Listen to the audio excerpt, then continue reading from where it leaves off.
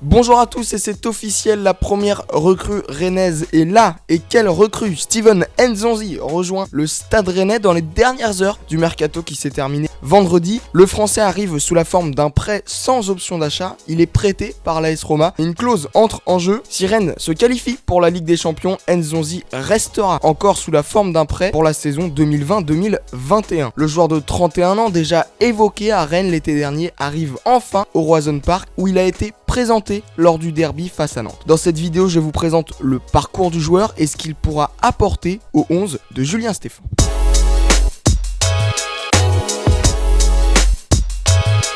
Né un 15 décembre 1988 à Colombes en banlieue parisienne, Steven commence au club de sa ville natale, au Racing Colombes 92. Il ira ensuite au centre de formation du PSG, mais il ne sera pas gardé car trop faible physiquement. Puis il passera par plusieurs centres de formation, Lisieux, Caen, Aix, Beauvais, avant d'arriver à Amiens où il aura pris 30 cm à l'époque. Il s'imposera dans les équipes jeunes picardes et c'est avec eux qu'il lance sa carrière en signant un contrat pro en 2008. Amiens est alors en Ligue 2, il jouera une saison complète à 36 matchs dans la deuxième division française. Sa grande taille, 1m92 à l'époque, attire les recruteurs anglais et le 1er juillet 2009, il finit par signer à Blackburn Rovers en première ligue. Et chose étonnante, il commence sa carrière à Blackburn. De nombreux coups de sang lui ont fait rater des matchs. Il sera suspendu notamment 4 matchs pour un attentat sur Koscielny lors de la saison 2010-2011. Suite à la relégation de Blackburn et après 3 ans passés là-bas, il rejoint Stoke City pour 4,4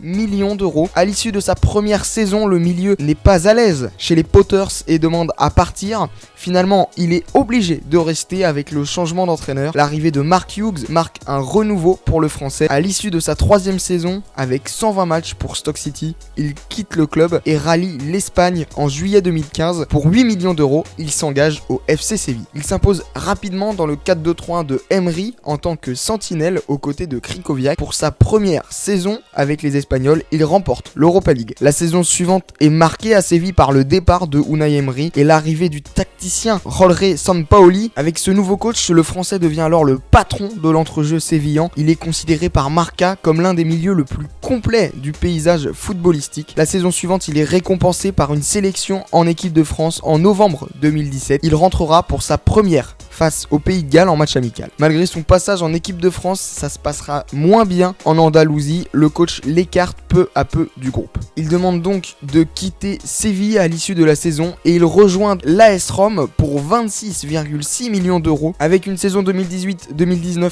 acceptable en Italie et 8 matchs en Ligue des Champions. Nzonzi réalise une bonne impression au public romain. Malheureusement, le club de la Louve a des gros problèmes en interne et ils veulent, pour renflouer les caisses, vendre à l'été 2019 et l'international français est victime de ces problèmes et il sera poussé fortement vers la sortie, mais il ne veut pas partir. Il trouve alors un accord avec le club de la capitale italienne et sera prêté avec option d'achat à Galatasaray en Turquie durant une saison. Mais plus important que son transfert à l'été 2018, c'est sa sélection en équipe de France avec qui il sera champion du monde. Le remplaçant attitré de N'Golo Kanté chez les Bleus a été très important pour Didier Deschamps, notamment dans la rotation avec 5 apparitions en 7 matchs. Il est aussi et surtout entré à la 55e minute en finale à la place de Kanté, malade. Son jeu de tête a été primordial pour l'entrejeu tricolore lors de ce match face aux Croates. Après ce parcours en Coupe du Monde, le joueur arrive à Galatasaray en héros. Malheureusement, après 15 matchs avec le club turc, la rupture est consommée avec le coach. En effet, Fatih Terim lui reproche sa nonchalance dans la préparation des matchs. Depuis, il est écarté du groupe pro de Galatasaray et n'a pas joué depuis mi-décembre. C'est pour ça qu'il cherchait à rebondir pour la deuxième partie de saison durant ce mercato d'hiver et montrer au sélectionneur Didier Deschamps qu'il est là pour l'Euro 2020.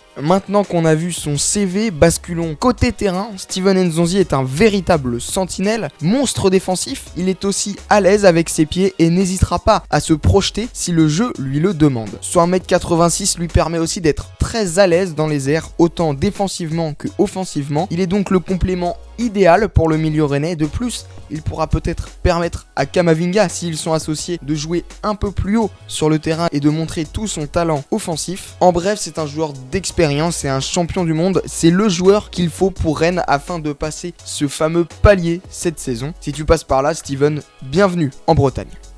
Merci à tous d'avoir suivi cette première présentation de recrues. Steven Nzonzi pourra normalement jouer face à Lille. Le match est prévu mardi à 19h en terre lilloise. Quant à nous, on se retrouve pour une vidéo de présentation de l'ASM Belfort, les adversaires de Rennes en quart de finale de Coupe de France. La vidéo sortira courant de la semaine prochaine. Abonnez-vous et restez branchés sur la chaîne Un Abonné Rennais.